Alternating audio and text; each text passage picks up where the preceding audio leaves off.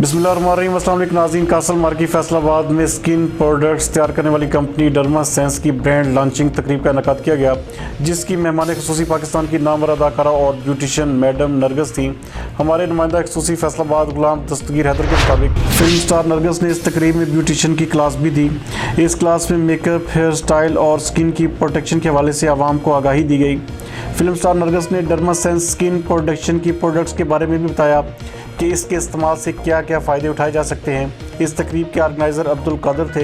इस तकरीब में लोगों की कसीर तादाद ने शिरकत की। मज़ीद इस हवाले से अहवाल जानते हैं गुलाम दस्तगीर हैदर की इस रिपोर्ट में। और इनकी बदौलत हम सब ने आज के इस इवेंट से बहुत कुछ सीखा और आगे भी सीखेंगे। भरपूर तालियों से वेलकम करते हैं एक दफा फिर से सर अब्दुल कादिर साहब को और उनके साथ साथ उनकी वाइफ मैम किरण का मैं इस्तकबाल करता हूँ स्टेज पे आप सबकी भरपूर तालियों के साथ। और उनके साथ साथ हमें यहाँ पे ज्वाइन किया है फैसलाबाद का एक बहुत प्यारा नाम, एक बहुत बड़ा नाम सीआरपी।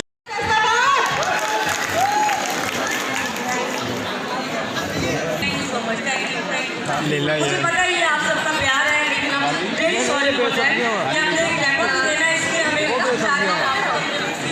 जाओ बना